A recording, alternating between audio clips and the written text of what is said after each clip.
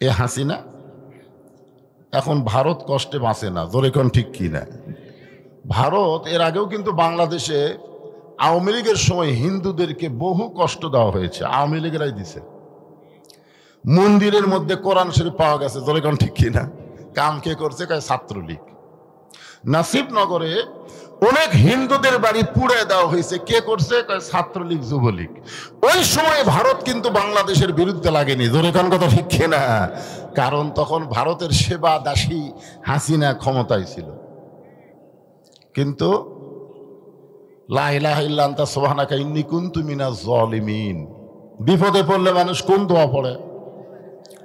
এ দোয়ার নাম কি? কথা কয় না। এই ডক্টর মোহাম্মদ ইউনূস যখন ক্ষমতার চেয়ার পেল, তখন থেকে ভারত যা শুরু করলো ভাই, কেন করলো?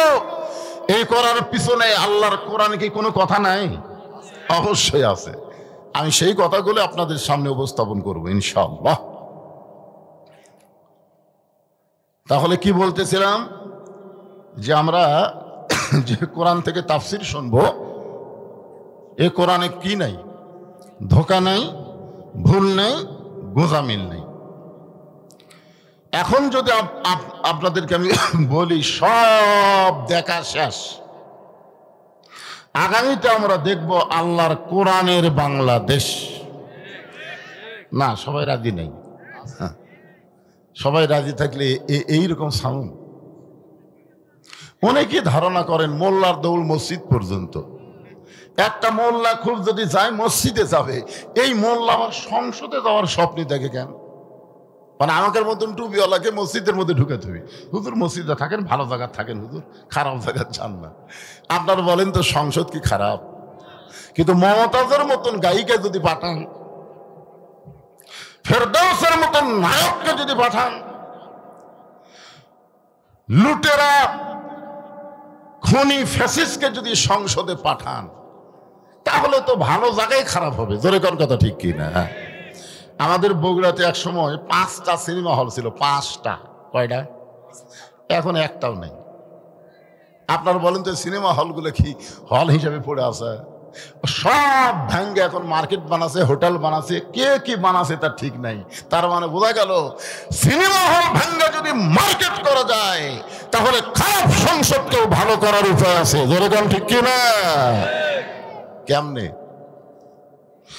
অনুনাজ্জিলু মিনাল কুরআনি মা হুয়া শিফাউ ওয়া রাহমাতুল লিল মুমিনিন।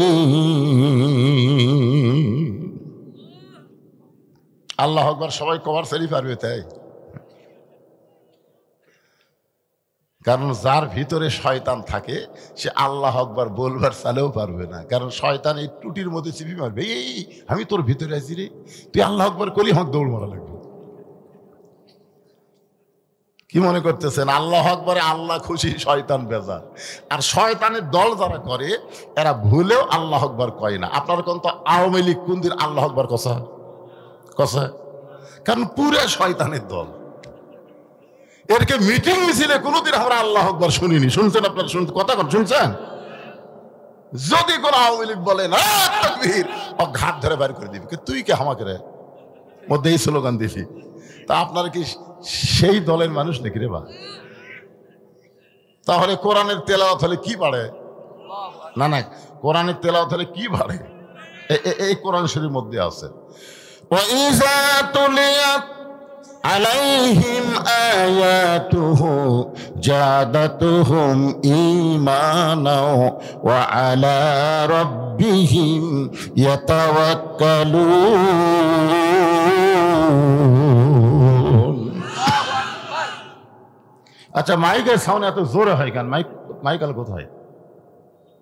আচ্ছা, মাঝে মধ্যে আসতে হয়, মাঝে মধ্যে এত জোরে হয় কেন বাগান? ইকো টিকো দেওয়া আছে নাকি? ইকো বাদ দাও।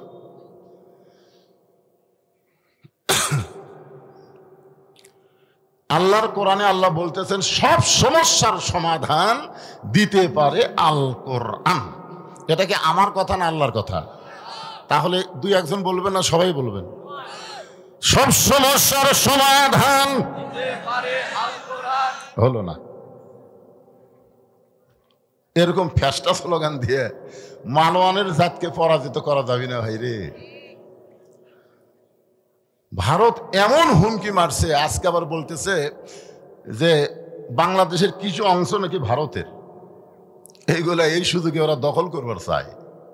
ব্রাহ্মণবাড়িয়ার মুসলমান খালি লাঠি বানাছে আর ফলা বানাছে, আয় আয় রে মালওয়ানের জাত। আমরা যখন আল্লাহ আকবার কয়ে মারবো, তোরা ভগবান কয়ে কুটি লুকাবো, কারণ ভগবানের অস্তিত্বই নাই। জোরে কোন কথা ঠিক কি না? হ্যাঁ, এই স্লোগান দিয়ে হবি না ভাইজান। আমি যে বলবো সব সমস্যার সমাধান সবাই বলবেন দিতে পারে আল কোরআন। সব সমস্যার সমাধান আল কোরআনের আলো। না ঘরে বলাই যাবে না। হ্যাঁ, যদি সংসদে বলতে কারো সমস্যা হয় তাহলে আপনি বলবেন সব জায়গায় জালো। আপনার বলেন তো সব জায়গার মধ্যে সংসদ আছে না নাই? হ্যাঁ, আমার মায়েরা বোনেরা পর্দার অন্তরালে যারা বসে আছেন তাদেরকে লক্ষ্য রেখে আমি আলোচনা করবো ইনশাআল্লাহ। এখন আসেন, আমি যে আয়াতে কারিমা তেলাওয়াত করেছি, আমাদের বগুড়াতে কোনো মানুষ যখন মারা যায়, বগুড়ায় মরার খবর শুনে সকলে বলে ইন্না লিল্লাহি ওয়া ইন্না ইলাইহি রাজিউন। আপনাকে নওগাঁর খবর কি? একই খবর? আপনার সত্যি করে বলেন তো, আওয়ামী লীগ মরলে কি কয়? এই কিছুদিন আগে বেগম মতিয়া চৌধুরী মারা গেছে। কে মারা গেছে? অগ্নিকন্যা মতিয়া চৌধুরী। আমি ফেসবুকে দেখি 116টা কমেন্ট করছে, তার মধ্যে একটাও ইন্নালিল্লাহ নাই। সব কমেন্টে বলছে আলহামদুলিল্লাহ। আমি চিন্তা করলাম, এতদিন হলে আমরা জানি মানুষ মরলে সবাই ইন্নালিল্লাহ কয়, আর আওয়ামী লীগ মরলে আলহামদুলিল্লাহ কয়। কারণ কি? কারণ হলো এই 15.5 বছর আওয়ামী লীগ বাংলার জনগণকে যে কষ্ট দিয়েছে, আওয়ামী লীগ মরলে তারা আনন্দিত হয়। জোরে কোন কথা ঠিক না? আমরা এমন দল করব না যেই দল করার কারণে মরে গেলে আলহামদুলিল্লাহ কয়।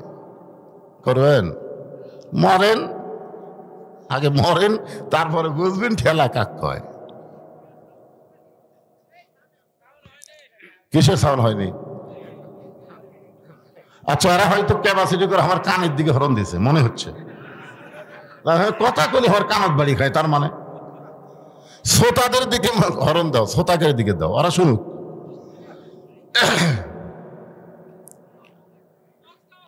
হ্যাঁ, বক্স থাকলে বক্স দাও। বক্স আছে?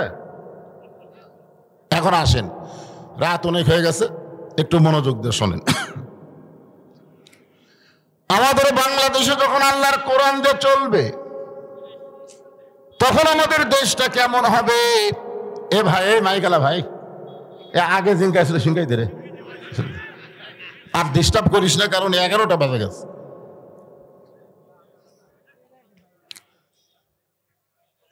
আপনারা, আমাদের বাংলাদেশের বহু দল আছে না নাই?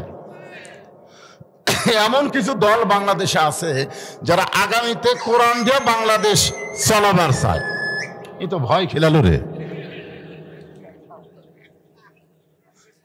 আমি বলতেছি যেমন ছিল আগে সেটাই দাও। হ্যাঁ, আপনারা শোনেন, আল্লাহর কোরআন আসলে কি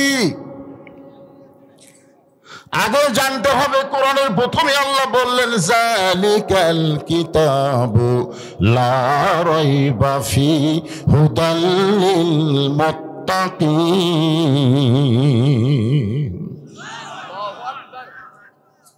এমন একটা কিতাব আল্লাহ আমাদেরকে দিলেন, যে কিতাবের মধ্যে কোনো সন্দেহ নাই। মুত্তাকি যারা হবে তারা কোরআন থেকে হেদায়েত পাবে। পাইকারি হারে আওয়ামী লীগ, বিএনপি, জাতীয় পার্টি, জামাত সবাই পাবে না। কোরআন থেকে হেদায়েত নিতে গেলে মুত্তাকি হওয়া লাগবে। যেরকম কি হওয়া লাগবে? হ্যাঁ, এই জন্যে আমরা সবাই মুত্তাকি হতে চাই। মুত্তাকি হবার গেলে 1 নম্বর গুণ হলো আল্লাযীনা ইউমিনুনা বিল গায়ব। অদৃশ্যের প্রতি বিশ্বাস স্থাপন করা লাগবে। আমরা আল্লাহ দেখছি নাকি? দেখছেন? আসরের নামাজ পড়ে জমি ধান দেখতে গেছে, যা দেখো ওপর জমির পানি চলমল করতেছে, নিচে ওর জমির পানি নাই। ওপর জমির পানি এত, নিচে আমার জমির পানি নাই, কি করি? তখন চারিদিকে তাকাছে, তাকে দেখে কেউ নাই, আস্তে করে বসে আল কাটা দিচ্ছে। আল কাটা দিয়ে ওই পানি দিয়ে হাত ধোছে, ধুইয়া চারিদিকে তাকায় বলতেছে আলহামদুলিল্লাহ, কেউ দেখেনি। আপনারা বলেন তো, এর অদৃশ্যের প্রতি বিশ্বাস আছে? যদি থাকতো তাহলে ওর মন কি বলতো? কেউ না দেখলেও কে দেখতেছে, আর লিখতেছে কে? লেখার কেউ নাই। তোমার দুই কান্দে দুই মোহরি, লিখিতেছেন ডায়েরি, দলিল দেখে রায় দিবে, টাকা পয়সার নাই কারবার। কিরামান কাতিবিনা ইয়ালামুনা মা তাফআলুন।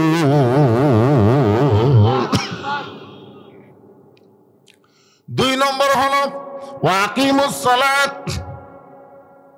মুত্তাকির 2 নম্বর গুণ হলো নামাজ কায়েম করা, নামাজ পড়া না, নামাজ কায়েম করা। আপনার বলেন তো, যে মসজিদের উন্নয়ন আপনারা মাহফিল করতেছে, আপনাদের নিয়ত কি? এই আপনাদের নিয়ত কি? পুরানা মসজিদ ভাঙ্গে নতুন করা, না মুসল্লি বাড়ান? কোন নিয়ত? স্বাধীনতার পরে 54 বছর আমরা ওয়াজ করতেছি, ওয়াজের দ্বারা বাংলাদেশে কোনো মুসল্লি বাড়তেছে না। জোরে কোন কথা ঠিক কি না? এমনকি যে বক্তা ওয়াজ করে এই শালাই ফজর পড়ে না। হ্যাঁ, ওয়াজ করে বেশি রাত, বাড়ি যা বউ কয় ফজর শুনেছে আমাকে একটু ডাক দিও। মুয়াজ্জিনের ডাক আমি চেতন পাবি? বউ যখন ডাক দেয় কোনো মতে ওযু করে ওটি ক্যাত করে মারে। আল্লাহ রাসূল বলেছেন 2 ওয়াক্ত নামাজ যদি জামাত মিস করে ওই মুনাফিক। একটা হলো ফজরের জামাত, একটা হলো এশার জামাত। কি বুঝতেছেন? এত বছর ধরে ওয়াজ করে মুসল্লি বাড়তেছে না। মুসল্লি বাড়ানোর নিয়ম কি? আল্লাযীনা ইম্মাক্কান্নাহুম ফিল আরদ। আল্লাহ কোরআনে বলতেছেন, মুসলমানের মধ্যে কাউকে যখন ক্ষমতা দেওয়া হবে, এই ক্ষমতা পাওয়ার পরে তার 1 নম্বর দায়িত্ব হলো আকামুস সালাত, নামাজ কায়েম করা। ওয়াজ দিয়ে নামাজ হবে না, ক্ষমতা দিয়ে নামাজ কায়েম হবে। জোরে কোন কথা ঠিক কি না? এখন আপনারা বলেন তো, বক্তার কাছে ওয়াজ আছে, ক্ষমতা আছে কার কাছে? আল্লাহ কি বলতেছে? এখন আয়াতটা কি করলেন? আল্লাহই তো ক্ষমতাবান, কিন্তু ক্ষমতা যে আল্লাহ দিছে, হ্যাঁ, রাষ্ট্র কে সেটা মুমিনদের মধ্যে কাউকে যখন ক্ষমতা দেওয়া হবে, তাই বলে মনে করেন না যে হাসিনা খালেদা, এগুলা না। এগুলা মানুষের আইন দিয়ে দেশ চালায়। মানুষের আইন দিয়ে রাষ্ট্র চালানো হবে না, আল্লাহর কোরআন দিয়ে রাষ্ট্র চালাতে হবে। এরকম কথা ঠিক কি না? আল্লাহর কোরআন দিয়ে যখন রাষ্ট্র চলবে,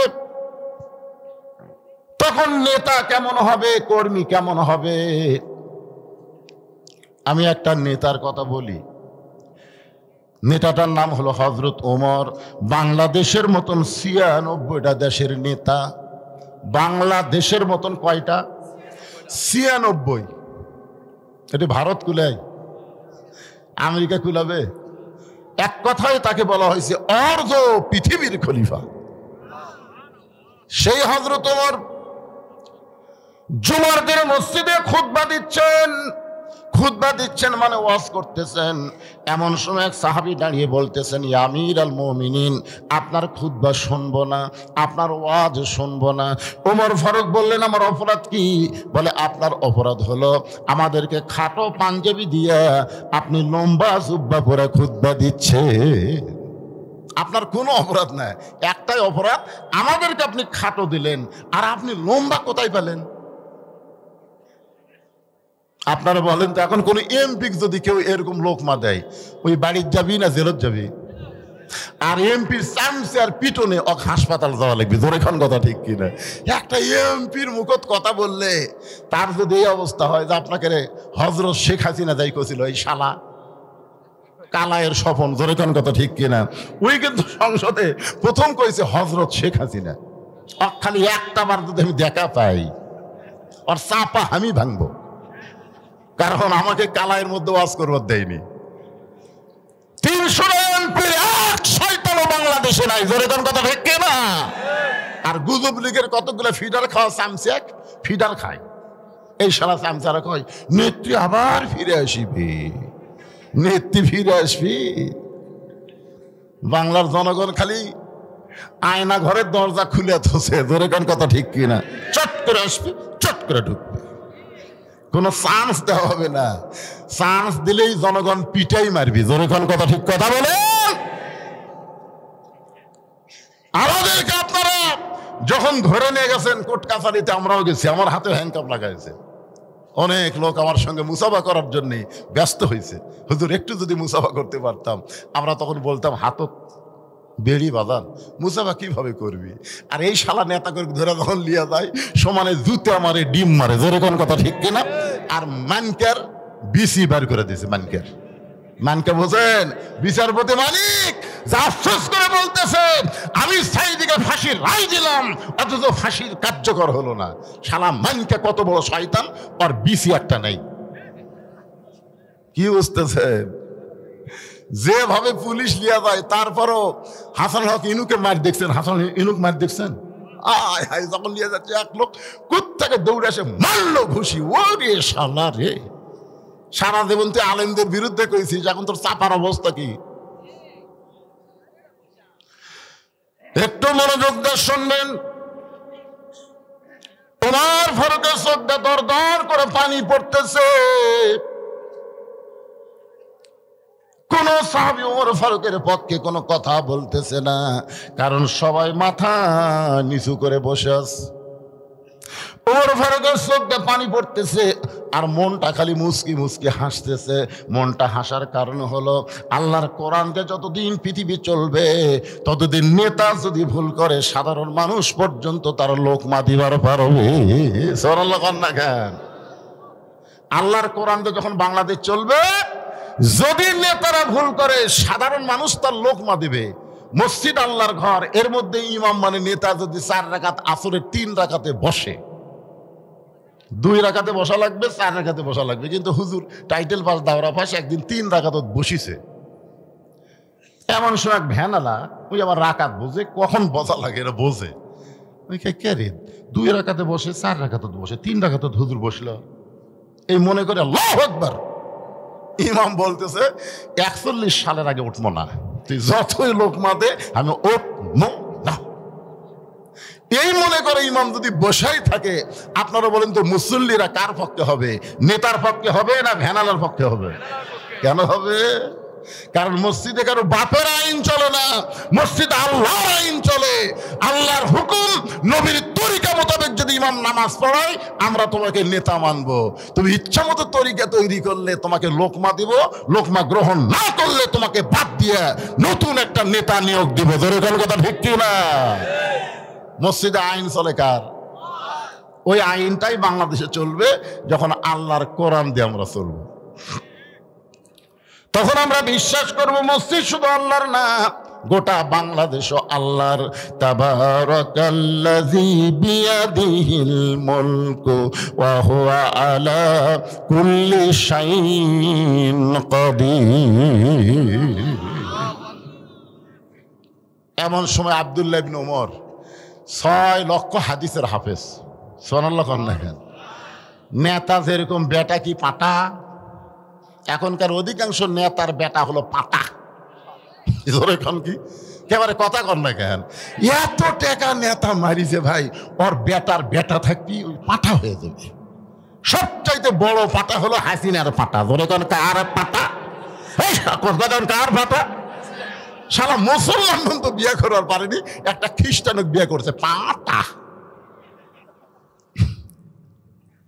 হাই রে,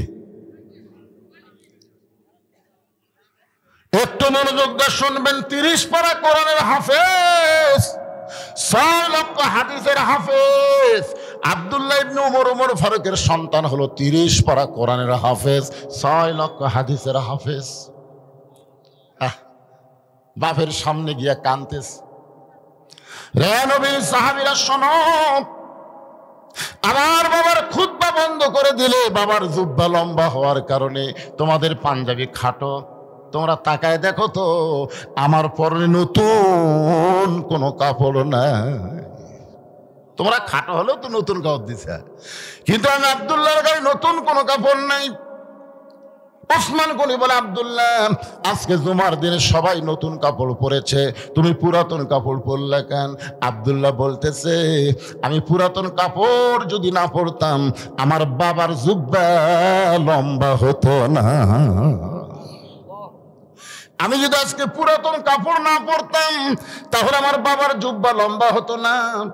রে নবীর সাহাবীরা, তোমরা শোনো, যেদিন থেকে আমার বাবাকে খলিফার দায়িত্ব দেওয়া হয়েছে সেদিন থেকে দুনিয়ার সবাই ঘুম পাড়ে, কিন্তু আমার বাবার চোখে ঘুম না। কি দায়িত্ব! বাংলাদেশে যত জেলা, ৬৪ জেলা জামাতের আমির হয়েছে, আপনারা কোন কোনো গন্ডগোল হসা? এই যে ৪৫০-৫০০ উপজেলা, এই যে উপজেলার জামাতের আমির হসে, কোন জায়গার দলাদলি হসে? কারণ জানে বিশাল দায়িত্ব বাবা, যার উপর দিছে উই লিয়ে থাক, আমার নেওয়ার দরকার নাই। ঠেলা আছে রে, ঠেলা আছে। অন্য দলের নেতাকে রে পাওয়া আর এই দলের নেতাকে দেওয়া, জোরে কোন কথা ঠিক কিনা? বোঝা লাগবে তো। আপনারা বলেন, এই স্বাধীনতার পর থেকে বাংলাদেশে এই দলের মধ্যে কোনো গন্ডগোল দেখছেন আপনারা? কথা বলেন ভাই, গন্ডগোল সত্যি কথা বলতে অসুবিধা কি? একটু মনোযোগ দিয়ে শুনবেন।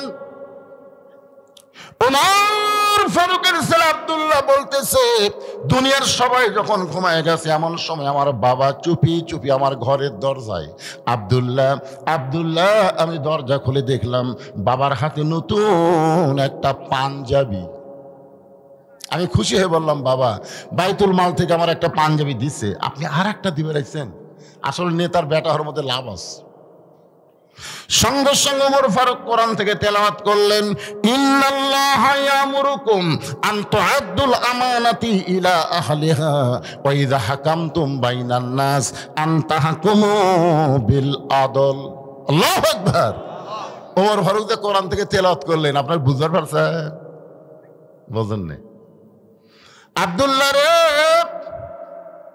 বাইতুল মাল থেকে একটা পাঞ্জাবি পাইছিস, আমি তোকে আর একটা দিবার আসিনি বাবা, এইটা আমার ভাগে পড়েছে। এখন তুই বল, এই খাটো পাঞ্জাবি গায়ে দিয়া আগামীকাল যদি জুমার খুতবা দেই, মুসল্লির গায়ে যদি খাটো পাঞ্জাবি থাকে কোনো সমস্যা নাই, কিন্তু ইমামের জামাটা একটু লম্বা হওয়া দরকার। আপনাদের মসজিদের মুসল্লি যদি কেউ শার্ট গাওয়াত দেয় কোনো সমস্যা আছে? কেউ যদি গেঞ্জি গাওয়াত দেয় আসে? আমি একদিন দেখছি আমার মসজিদে একের মেসির জার্সি গাওয়াত দিচ্ছে, মেসি। আমি কইলাম, খেরে বাদান, আজকে জুমার দিন, তোমার কি পাঞ্জাবি নাই, গেঞ্জি নাই? আছে হুজুর, কি মেসির জার্সি গাওয়াত দিছে? বুঝতেছেন না হুজুর, টাইম পাইনি, গাওয়াত আছিল, চলে এসেছি। মুসলিমের গায়ে যে থাক কোনো সমস্যা নাই, ইমাম যদি শার্ট গাওয়াত দেয় খুতবা দিবার চায়, আপনার কি শুনবেন? পাঞ্জাবি লম্বা হলে যদি না হয় আমাদের মন খুশখুশ করে। সবার দাড়ি কামাইছে, ইমামের দাড়ি যদি এক মুষ্টির নিচে হয়, সবার দাড়ি কামাছে, কিন্তু ইমামের দাড়ি একটু খাটো,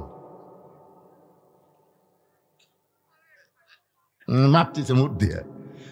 একজন বলতেছে, ফাসেক রে ফাসেক, এক মুষ্টির নিচে দাড়ি ফাসেক। তোর যে নাই, আমার না থাক, তাই বলে হুজুরের থাকা লাগবে না? কি খালি হুজুরের দোষ? ওমর ফারুক বলেন, আব্দুল্লাহ তোর পাঞ্জাবি আমাকে দান করে দে বাবা, তোর পাঞ্জাবি আমার পাঞ্জাবি একত্র করে আমি একটা লম্বা জুব্বা বানায় খুতবা দিবার চাই। আব্দুল্লাহ বলে, গভীর রাত্রে আমার পাঞ্জাবি আমার বাবাকে দান করে দিলাম, বাবার পাঞ্জাবি আমার পাঞ্জাবি একত্র করে বাবা লম্বা জুব্বা বানায় খুতবা দেয়। এখন বলো বাবার খুতবা শোনা যায় কি না যায়? সমস্ত সাহাবীরা চিল্লায় বলে, আল্লাহর কোরআন দিয়া যখন রাষ্ট্র চলবে তখন এমন ভালো মানুষকে নেতা হিসাবে দেখা যাবে। তাহলে ভালো নেতা দেখবার গেলে কার আইন? কথা বলেন, কার আইন? এই মানুষের তৈরি আইন দিয়ে আমাদের বাংলাদেশ চললে ভালো নেতা দেখা খুবই কঠিন। কঠিন না? এতক্ষণ একটা নেতার গল্প শুনলাম, এখন একটা কর্মীর ওয়াজ শোনেন। কোরআন দিয়ে যখন রাষ্ট্র চলবে তখন কর্মী কেমন হবে। আজকে আমি পুরুষ কর্মীর কথা বলবো না, আমি একটা নারী কর্মীর কথা বলবো। কারণ একটা মেয়ে যদি প্রকৃত নারী হয়, আল্লাহর আইন কোরআন যদি মেনে চলে, ওই নারীর পেট থেকে যে সন্তান হবে, ওই সন্তান আগামীর দিনে ভারতের বিরুদ্ধে গজওয়াতুল হিন্দের মুজাহিদ হবে। তোর এখন কথা ঠিক কি না? এখনকার ছেলেরা তো খালি তাকায় তাকায়, কি দেখতেছে? পুলিশ দেখতেছে, র্যাব দেখতেছে। আর আগামী যে সন্তান আসবে, র্যাব পুলিশের দিকে তাকাবে না, ওরা আল্লাহর দিকে তাকায় থাকবে। জনগণ কথা ঠিক কি না? তো একটা ভালো মায়ের দরকার আছে না নাই? এখন যেগুলো মা সামান্য একটু পেটের ব্যথা হলি উরে বাবারে মারে কান্দে, স্বামীকে কি হয়েছে গো? কই প্রসব বেদনা মনে হয় উঠতেছে। তোমার বাচ্চা হতে এখনো 2 মাস বাকি, আগে থাকায় দিছি থাকি, তার মানে ওই সিজার করবি। জনগণ কি করে? আয়, আপনার মাও সিজার করছে, মানে হামও সিজার করা লয়, ওটাও লয়। আমরা কিন্তু ছোট থেকে একটা গান শুনছি, কি বলবো প্রসবের কথা, মা বিনে সেই ব্যথা কেউ তো বুঝিবে না। মাজন ঠেকিয়া সন্তানের দায়, অকালে মা মারা যায়, কেন সে মায়ের ভক্তি করবা না? এমন দরদি ভবে কেউ হবে না আমার মা গো। আর এখনকার মায়েরা সামান্য ব্যথা উঠলি কি করবি? কথা কন না কেন? কি করবে? সিজার করার বাচ্চারা কোনোদিন ভালো বাচ্চা হয় না, কারণ জন্মের আগেই এদের জন্ম হয়, জন্মের আগেই জন্ম। নর্মালি বাচ্চা হবে 2 দিন পর। জোরে কোন কয়দিন? 2 দিন পর সময় হলে ওই বাচ্চার ভিতর থাকবি, কারণ ওরা আসার সময় হচ্ছে আর ভিতর থাকবি, ওই সারা দিয়ে হোক বার হয়ে আসবি। কিন্তু যখন ঘুম পাড়তেছে তখনই ডাক্তারের কাছে গেছে, ডাক্তার বলতেছে নড়াচড়া করতেছে না, পানি টানি শুকে গেছে, কি করবেন ভাই, একটু কাত হয়েও আছে। তখন ছেলের সন্তানের বাপ বলতেছে, না আমার কলজার টুকরা বউকে আমি বিপদের মধ্যে ফালাবো না, কাটেন। সে কাটা দেখে ওই ঘুমের মধ্যে আসে। আর এক ডাক্তারকে ডাক দেখায়, ভাই পেট তো কাটনো রে, ই তো ঘুম পাড়তেছে, পাও ধরে বের কর। পেট কাটা পাও ধরে বের করে এইরকম একটা ঘুরেন দেয়, সঙ্গে সঙ্গে ওই বাচ্চার মাথার ঝাঁকি লেগে করে কান্দা ওঠে। এই যে মাথার ঝাঁকি খেলো, এই ঝাঁকি খাওয়ার কারণে ওই মোবাইল ছাড়া ভাত খায় না, মোবাইল ছাড়ার কান্না থামে না। জোরে কোন কথা ঠিক কিনা?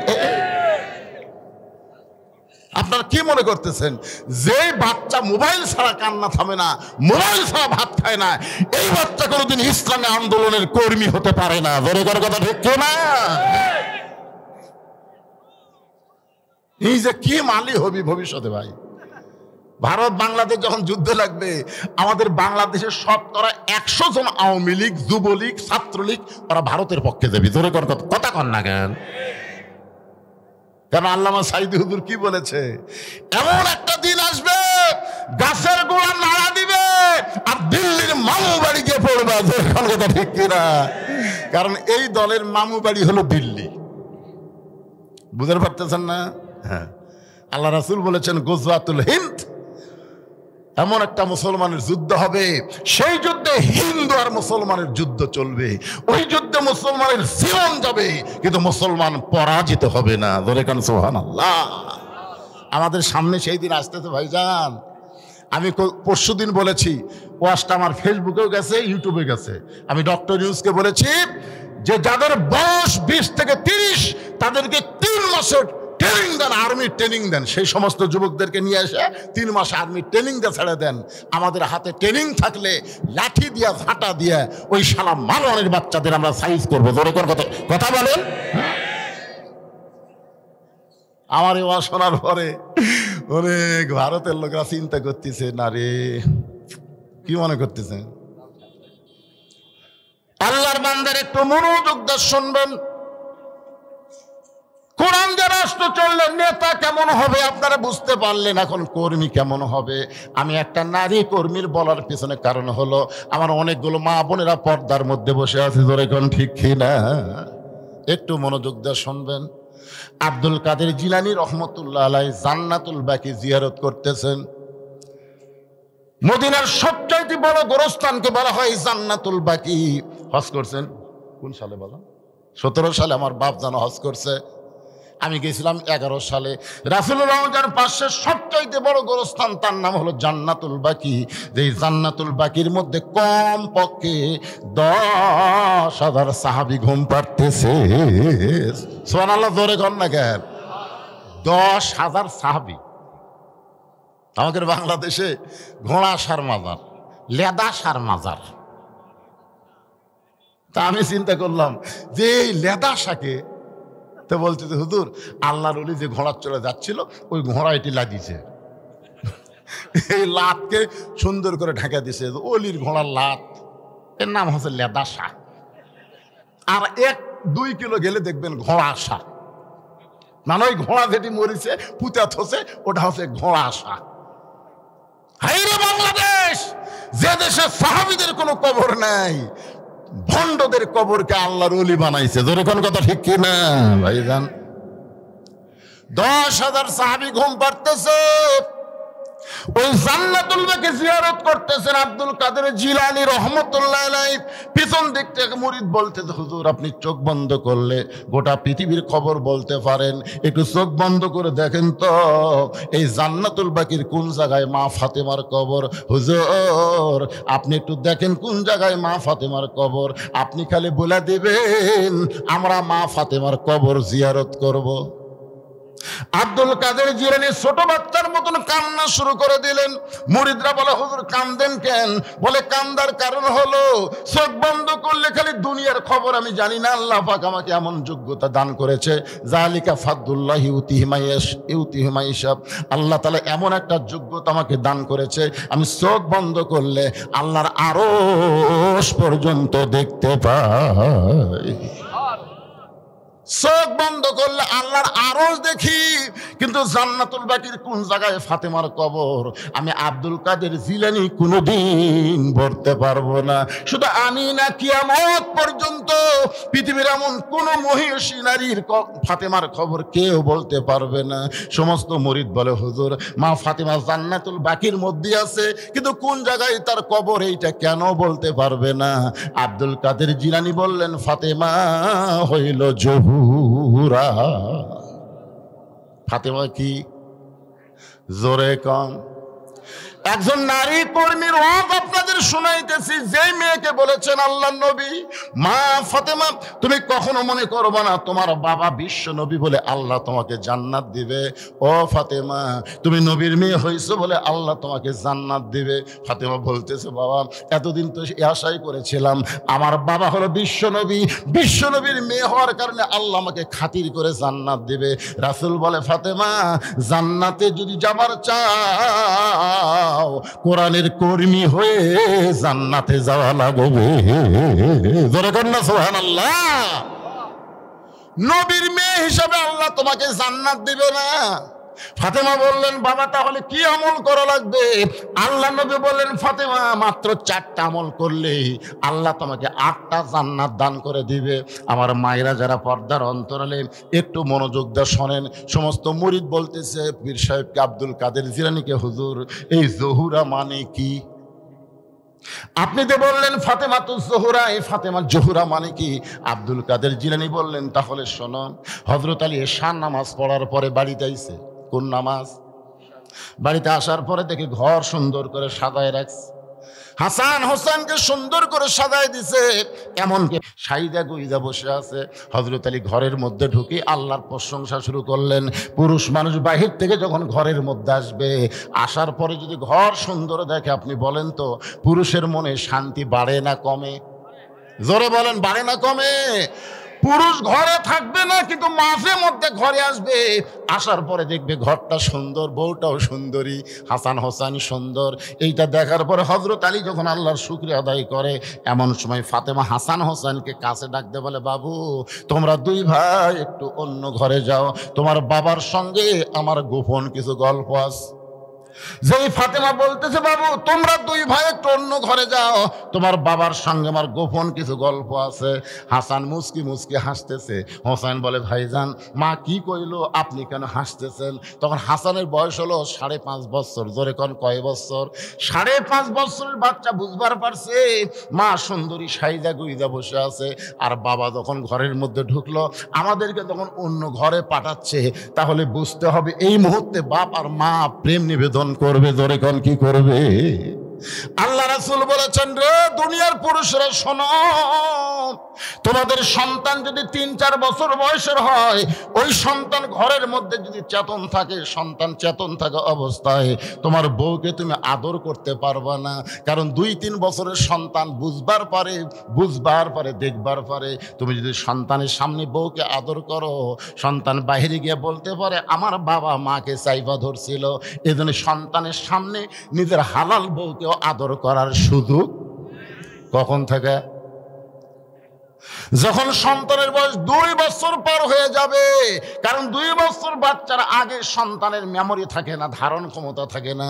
2 বছর যখন পার হয়ে যায় তখন তাদের একটা মেমোরি থাকে, তারা দেখতে পারে। কমপক্ষে 2 ঘন্টা পর্যন্ত ধারণ ক্ষমতা থাকে। 2 ঘন্টার মধ্যে কেউ আসলে হয়তো বলতেও পারে। এই জন্য ফাতেমা হাসান হোসেনকে অন্য ঘরে পাঠায় দিয়া আস্তে করে ঘরের দরজা বন্ধ করে দিছে। যেই মাত্র দরজা বন্ধ করেছে, সঙ্গে সঙ্গে হযরত আলী মাথার টুপি খুলছে। আপনার বলেন তো, সন্তানকে বের করে দিয়ে বউ যদি দরজা বন্ধ করে, তখন স্বামীরা টুপি থুয়ে লাভ আছে? আমার কথা বুঝতে পারতেছেন না? আমি যত বড়ই হুজুর হই, ওয়াজ করে যখন বাড়ির যাই, টুপি কি আমার মাথার থাকে? যদি কিছুক্ষণ থোয়ার চাই, বউ এসে খোলেন তো টুপি, খোলেন তো, কি ভাগটা শুরু করছেন? এতক্ষণ হলে ল্যাব গরম হচ্ছে না? শীতের রাত্রে একলা একলা ল্যাব গরম হয়? ওয়াজ করে আসছেন, টুপি খোলা ভিতরে আসেন। আমি যত বড়ই হুজুর হই, বইয়ের সামনে আমি হুজুর না। ধরে কোন কথা ঠিক কিনা? যেই মাত্র ফাতেমা দরজা বন্ধ করেছে, এমন সময় হযরত আলী মাথার টুপি খুলেছে। টুপি খুলে 2 কানা হাত বাড়ায় দেয়, বলে ফাতেমা, আজকে 6 মাস আগে নবী দুনিয়া থেকে বিদায় নিয়েছে। এই 6টা মাস হলো তুমি এমন করে কোনোদিন সাজতে দেখি নাই, তুমি এমন করে সন্তানকেও সাজায় দাও নাই, তুমি এমন করে হাসান হোসেনকে বের করে দরজা বন্ধ করেও দাও নাই। আজকে বুঝবার পারছি 6 মাস পরে হয়তো তুমি স্বামীর সঙ্গে প্রেম নিবেদন করবা। সঙ্গে সঙ্গে ফাতেমা ছোট বাচ্চার মতন কাঁদতেছে। আলী বলে, ফাতেমা কান্দো কেন? ফাতেমা দৌড়ে এসে স্বামীর বুকের মধ্যে মাথা ঢুকায় বলে, স্বামী গো, আর কোনোদিন ঘর সাজাবার পারবো না, আর কোনোদিন সন্তানকে সাজাই দিবার পারবো না, আর কোনোদিন সাইদা গইদা আপনার সামনে দাঁড়াবার পারবো না। কারণ আজকে গভীর রাত্রে ফাতেমার মৃত্যু হবে। যেই মাত্র কইছে গভীর রাত্রে ফাতেমার মৃত্যু হবে, গাছের গোড়া কাটলে গাছটা যেমন ঠাস করে পড়ে যায়, হযরত আলী তেমনি পড়ে গেলেন ঘরের মাঝায়। মা ফাতেমা মুস্কি মুস্কি হেসে স্বামীর মাথাটা উরাতের উপরে নিয়ে কপালে একটা চুম্বন দিয়ে বললেন, স্বামী গো, এমন করে আপনি কাঁদবেন না, কারণ আসলে যাইতে হবে। এই যুবকেরা, তোমরা সবাই একটু জবান খুলে বলো তো, আসলে? আরো জোরে কও। আজকে আমরা বাংলার মুসলমান যাওয়ার চিন্তা করি না, খালি থাকার চিন্তা করি। আপনি বলেন তো, আবু সাইদ ওই যাইয়া লাভ না থাকা লাভ? আবু সাইদের বাপ সাংবাদিককে কি বলছে? আবু সাইদ যখন বেঁচে ছিল, 1 সন্ধ্যা ভাত পাই, 2 সন্ধ্যা পাই না। ই মরে যাওয়ার পর ডক্টর ইউনুস যা দিছে 14 লাখ। ধরে কোন কয় লাখ? জামাতের আমির দিছে 8 লাখ, বিএনপির ফখরুল ওই যা দিছে 7 লাখ, যাই আসতেছে লাখ লাখ লাখ লাখ। একজন কইছে আবু সাইদের বাবার 3 তলা বাড়ি বানাতো এক ব্যবসায়ী, আর 5 তলা। ওই কই মোরাই ভালো রে, বেঁচে থাকতে খাবারই পাইনি, আর মরিয়া গেলে কি হসে ভাই? আপনার বলেন তো, আবু সাইদকে আসলেই মরছে? আমার গ্রামের এক চাচাতো ভাই, আমার ছেলে হয়েছে, আমার কয়, হুজুর আপনি তো একজন আলেম মানুষ, আমার ছেলে হয়েছে, একটা ভালো নাম রাখবো। আমি কইলাম, ছেলের নাম রাখো আবু সাইদ। ওই সেই খুশি, আবু সাইদ নাম রাখছে। এখন ওর বউ ডাকে আবু সাইদের বাপ, ওই আবার ডাকে আবু সাইদের মাও। আশেপাশের লোক শুনে, ওই পশ্চিম পাড়াত আর একটা ছেলে হয়েছে, ওর নাম আবু সাইদ। দক্ষিণ পাড়াত আর একটা আছে, ওর নাম আবু সাইদ। আমি চিন্তা করলাম, যে হারে আবু সাইদ বেড়ে গেল, আমার এক খালা, তার এক মেয়ে, খালা তো বোন হয় সম্পর্কে, একটা মেয়ে হয়েছে। তা আমার কয়েক খালা বলতেছে মোবাইল করে, বাবা আমার একটা নাতনি হয়েছে রে, তুমি একটা আলেম মানুষ, একটা ভালো নাম রাখো তো নাতনির। আমি বললাম খালা হাসিনা। যেই খুশি হাসিনা, আমি আর কষ্টে বাঁচি না।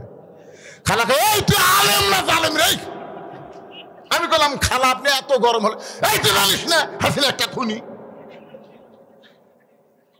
আমি তখনই বুঝলাম আবু সাইদ ওরা মরেনি, হাসিনার মতো মেয়েরা পচে গেছে। কথা ঠিক কিনা? 100 বছর এই বাংলার জমিনে কোন মেয়ের নাম কেউ হাসিনা থুবি না। এই জন্য আল্লাহ কোরআনে বলেন, ওয়ালা তাকুলু লিমান ইউকতালু ফি সাবিলিল্লাহি আমওয়াতুন বাল আহইয়াউ ওয়ালাকিন লা তাশউরুন।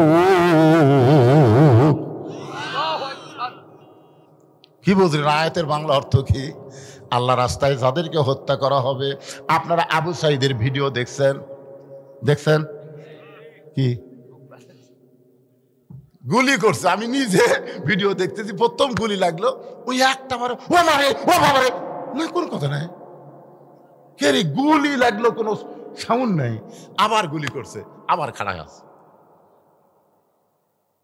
ডক্টর ইউনূসের আবার জাতিসংঘ দেখাচ্ছে ওর মরার ভিডিওটা, মানে পরে আবার যখন গুলি করলো, তারপরে আবু সাইদ পিছন দিকে একটু আসলো, কিন্তু বসলো না, কোনো সাউন্ড নাই, কোনো কান্নাকাটি নাই, কি গুলি লাগতেছে, কান্দে না, কারণ কি রে? পরে বন্ধু বান্ধব সেজন ধরলো, তারপরে ওই পড়লো।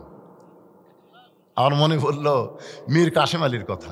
জামাত ইসলাম একজন নেতা মীর কাসেম আলী, ওনার ফাঁসি হবে রাত 12টার সময়। ধরে কোন কয়টার সময়? 9:30টার সময়। একজনকে বলতে যে ভাই আমার ফাঁসি কখন হবে? কয় রাত 12টায়। কয় তাহলে তো এখনো টাইম আছে, আমি একটু ঘুম পাড়ি, 8 ঘন্টা আগে আমাকে ডাক দিও। ওই লোক কয়খানি পাগলা না মানুষরা, রাত 12টায় ফাঁসি হবি, কয় 9:30 বাজে, এখন 2.5 ঘন্টা সময় আছে, আমি 2 ঘন্টা ঘুম পাড়ি, ভাই 8 ঘন্টা আগে আমাকে ডাক দিও। তো ওই লোকটা মনে করছে পাগলা, 8 ঘন্টা থাকতে এসে দেখে লাখ ডাকে ঘুম পাড়তেছে,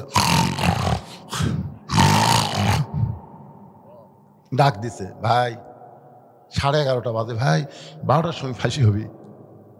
ও রে সময় তো নেই। অজু করে 2 রাকাত নামাজ পড়ে বলছে চলেন যাই। না না এখনো সময় হয়নি, চলেন যাই, আস্তে ধীরে যাই। আরে ফাঁসির মঞ্চে যাচ্ছে, তারপরেও বলতেছে চলেন যাই। ফাঁসির আগে ঘুম পারলো, 2 রাকাত নামাজ পড়ে যখন ফাঁসির মঞ্চে যায়, বুঝবার পারতেছে আমি অন্যায় করি নাই, বিনা অপরাধ আমাকে ফাঁসি দেওয়া হচ্ছে, আসলে মরতেছি না, আল্লাহ 8টা জান্নাতের দরজা আমার জন্য খুলে ধরতেছে। এই জন্য আল্লাহ কোরআনে বলেছেন, আল্লাহ রাস্তায় যাদেরকে হত্যা করা হয় তাদেরকে তোমরা মৃত্যু বলো না, আমি আল্লাহ বলতেছি তারা জীবিত, আসলে যাইতে হবে। ও স্বামী, আমি আমার বাবার মুখে শুনেছি কিয়ামত পর্যন্ত আপনার চাইতে জ্ঞানী কোনো ব্যক্তি দ্বিতীয়ত দুনিয়াতে কেউ আসবে না। আপনারা বলেন তো, জাকির নায়েক কন আর সাইদি হুজুর কন আর যতগুলো আলেম কন, মিজানুর রহমান কন, আলীর মতন জ্ঞানী কেউ কিয়ামত পর্যন্ত দুনিয়াতে আসবে? কেমনে বুঝলেন? আল্লাহ রাসূল বলেছেন, আনা মাদিনাতুল ইলমি ওয়া আলিউ বাবুহা, আমি হচ্ছে ইলমের শহর, আলী হচ্ছে তার দরওয়াজা। জোরে কোন সুবহানাল্লাহ। ফাতেমা বলতেছে, আমি আমার বাবার মুখে শুনেছি আলী আসাদুল্লাহিল গালিব, কিয়ামত পর্যন্ত আলীর মতন শক্তিশালী বীর এই পৃথিবীতে আর কেউ আসবে না। সুবহানাল্লাহ কোন না জ্ঞান? তাহলে জ্ঞানীর দিক দিয়ে হযরত আলী কয় নম্বর? শক্তির দিক দিয়ে। আর মরার কথা শুনে আপনি এরকম পড়লেন, আপনি তো মূর্খ না। কারণ শিক্ষিত মানুষ মাত্রই জানে আসলে যাওয়া লাগবে, মরার কথা শুনলে সে চিন্তাই করবে না। কারণ আমরা দুনিয়াতে তো থাকার জন্য আসিনি ভাই, আমরা তো যাওয়ার কথা বলে যাচ্ছি। জোরে কোন কথা ঠিক কিনা? আমরা আল্লাহ কি বলছি, দুনিয়ার যে আমরা 5 তলা 7 তলা করে আর আসবো না আল্লাহ, এই কথা কইছি? তা আসার পরে আপনি খালি বারবার রড দেখতেছেন। কি দেখতেছে ভাই? নিয়ত আছে 6 তলা, বারে 5 তলা হচ্ছে, রড ভার করে তুলছি, আরে 1টা তালা,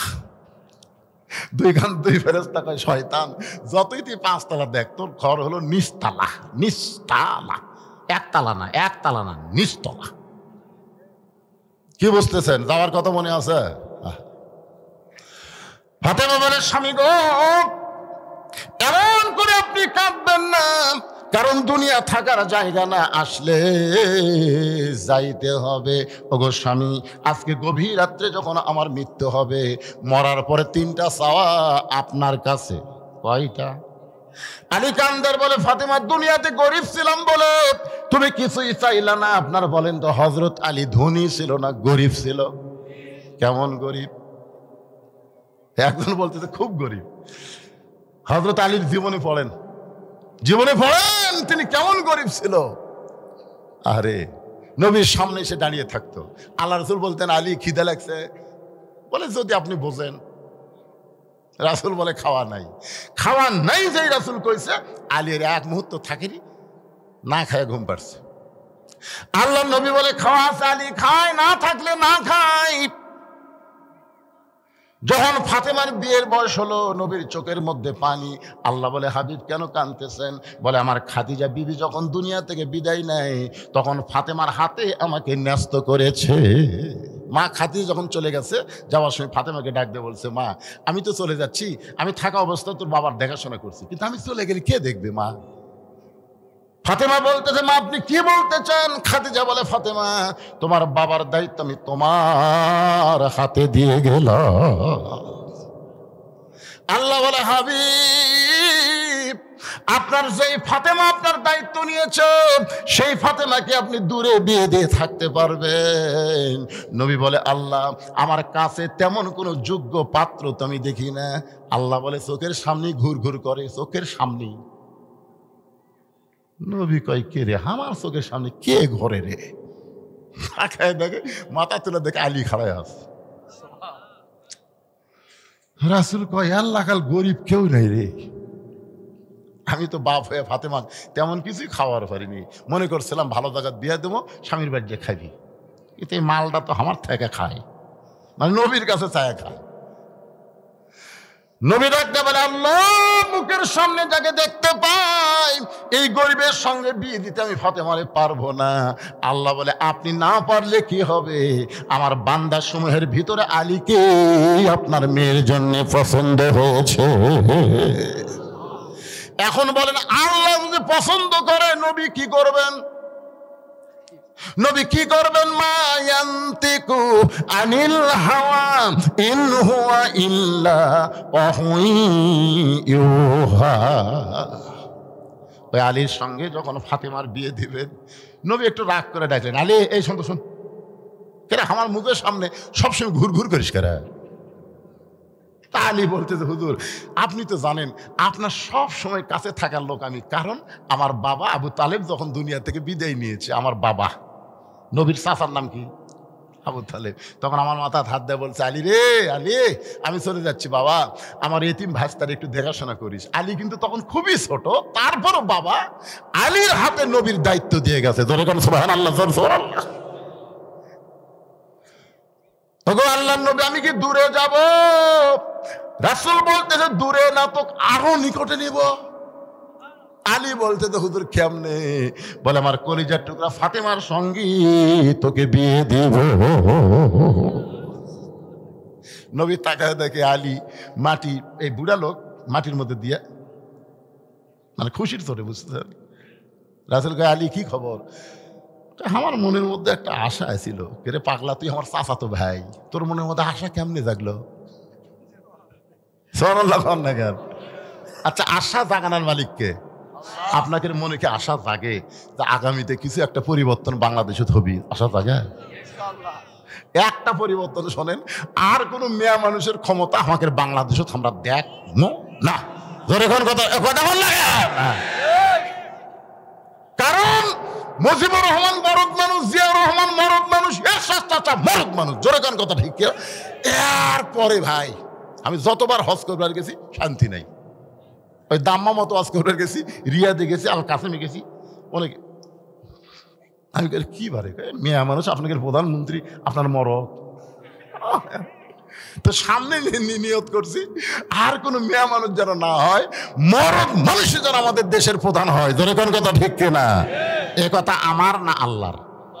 আল্লাহ কোরআনে বলেন, আর রিজালু কাওয়ামুনা আলান নিসা, পুরুষেরা নারীদের উপরে থাকবে। রাসূল বলেছেন, মা তারাকতু বাদি আলা উম্মতি ফিতনাতুন আদাররাল রাজুলু মিনান নিসায়ে, রাওয়াহুল বুখারী কিতাবুল ফিতান। আল্লাহ রাসূল বলেছেন, আমার পরে আমার উম্মতের জন্য সবচাইতে বড় বিপদ হলো পুরুষ মানুষের জন্য নারী নেত্রী হওয়া। এটা কি আমার কথা কি রাসূলের কথা? আমার কথা না, আল্লাহর কথা। কথা একটু হুহা করা লাগবে। কার কথা? একটু মনোযোগ দিবেন। ফাতেমা বলে, স্বামী গো, আমি দুনিয়া থেকে বিদায় নেওয়ার পর আমার 3টা চাওয়া আপনাকে পুরা করা লাগবে। আলী কান্দের বলে, ফাতেমা, দুনিয়ার জীবনে গরিব ছিলাম বলে তুমি কিছুই চাইলা না, আজকে রাত্রে মারা যাবে, তুমি কি চাও ফাতেমা? বলে, আমার 1 নম্বর চাওয়া হলো রাতের অন্ধকারে মৃত্যুবরণ করব, রাতের অন্ধকারেই আমাকে দাফন করা লাগবে, রাতের বেলা মৃত্যুবরণ করব, আর দিনের বেলা কবর দিবেন। ফাতেমার কবর কেউ দেখলে ফাতেমার পর্দার খিলাফ হয়ে যাবে, এই জন্য রাতের বেলায় আমাকে কবর দিবেন। আমার 2 নম্বর চাওয়া হলো আমার কোনো জানাজা ব্যবস্থা আপনি করবেন না, আমার কোনো জান্না। আলী কান্দের বলে, ফাতেমা, তুমি নবীর কলিজার টুকরা, তোমার জানাজায় হাজার হাজার মানুষ দোয়া করবে, তুমি কি দোয়া চাও না?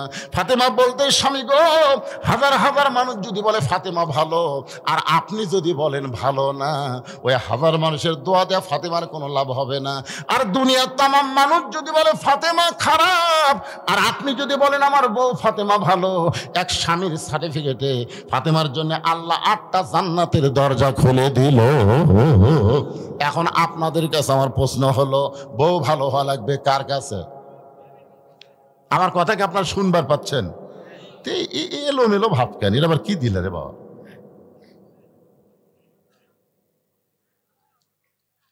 আচ্ছা আচ্ছা আচ্ছা, ঠিক আছে। মসজিদের ভিত্তি স্থাপন করা হবে। না না না, অসুবিধা নেই। আপনারা যদি টাকা না দেন মসজিদ হবেই, বিশ্বাস করেন। মসজিদ ইব্রাহিম আলাইহিস সালামে যখন বাঁচলো না, কাবাখান তৈরি করার পর যখন বাঁচলো, তখন বলতেছে, আল্লাহ যে সামান্য যে পাথরের কুটাকুটি বাঁচলো, এটা কি করবো? ছিটা দাও। ইব্রাহিম আলাইহিস সালাম ছিটা দিল। তো এখন বলতেছে, আল্লাহ, আমি মানুষে কদ্দুর ছিটা দিলাম? আল্লাহ কয়, তুমি খালি মারছে আর আমি সব জায়গা ফেলে দিছি।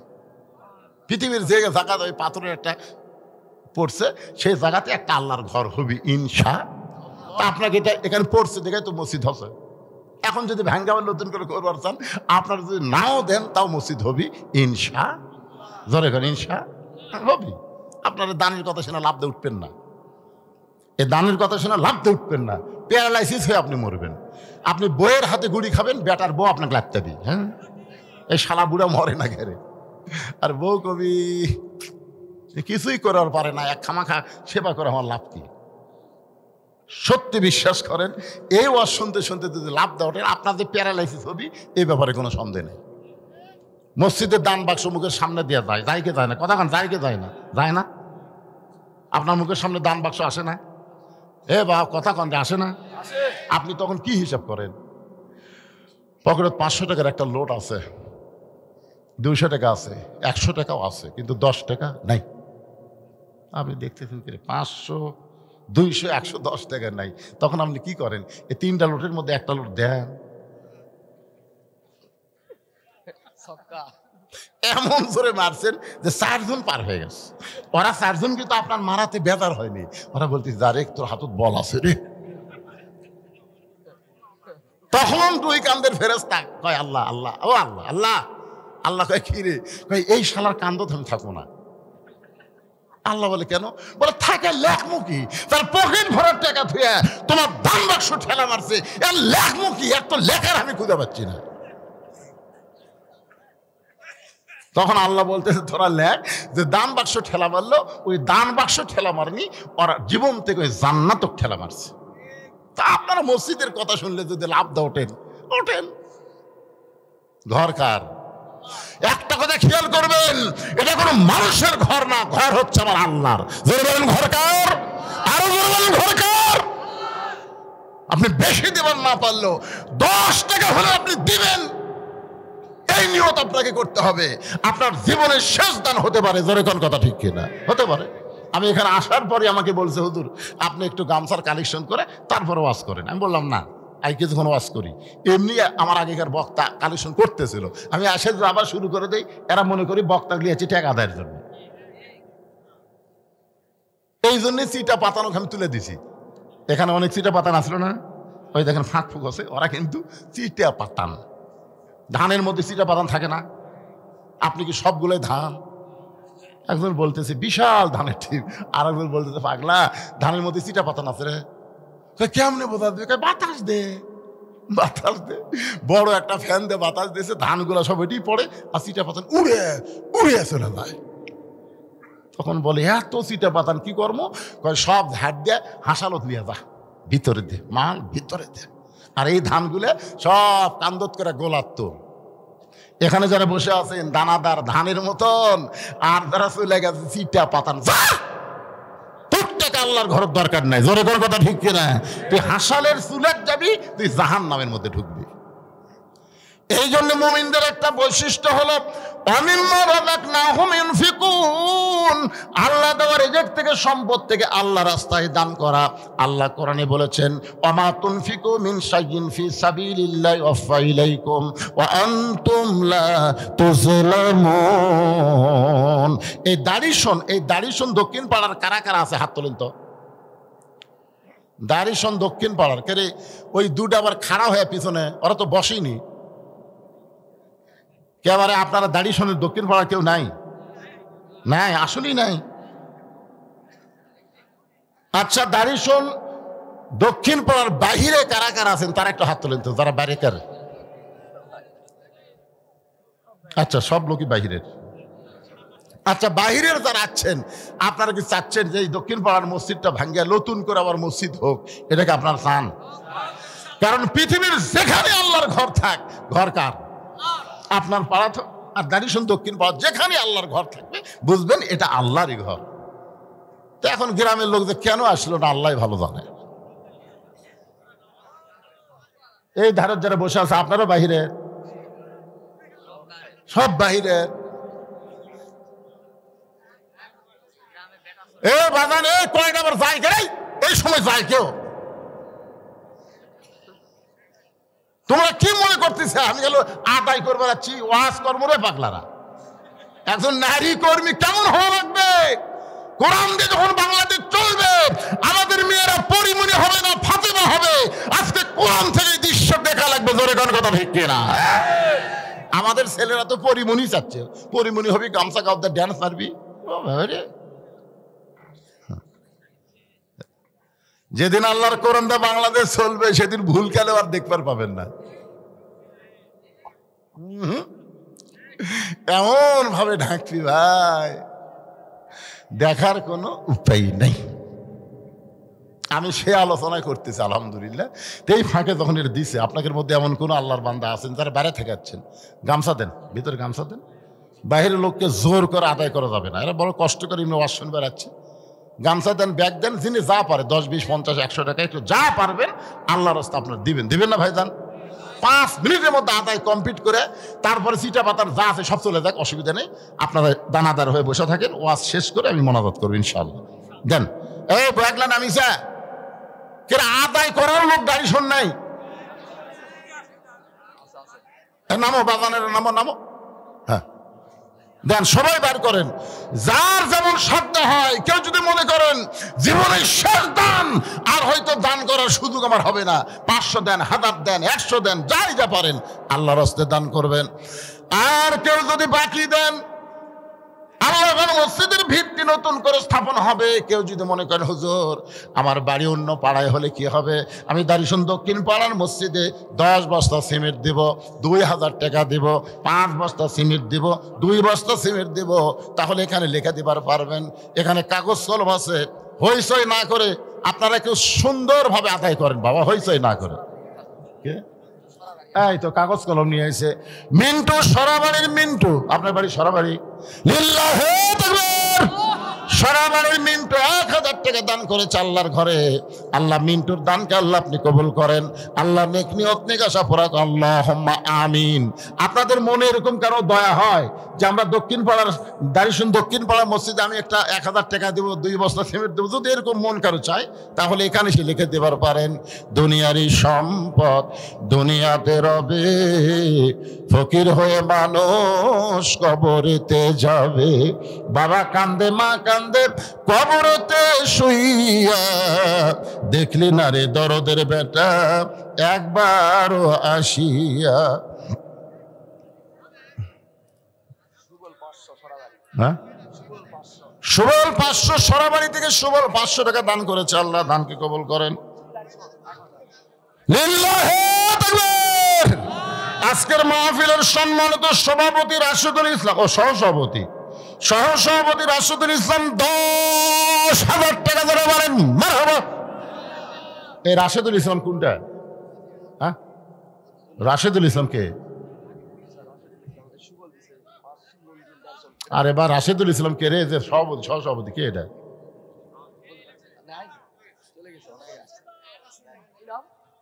আপনি কি সভাপতি? আপনি একটা কোন কয় হাজার? 40,000 দিবস আছেন মা।